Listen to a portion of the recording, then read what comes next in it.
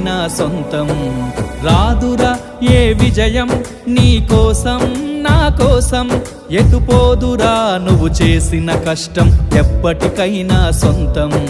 కాలంతో పయనించే వాడికి కానిది ఏముంది, సాధనతోనే సాధ్యమవ్వునని సదాశయంతో సాగర ముందుకు. రాదురా ఏ విజయం నీ కోసం నా కోసం, ఎటుపోదురా నువ్వు చేసిన కష్టం ఎప్పటికైనా సొంతం.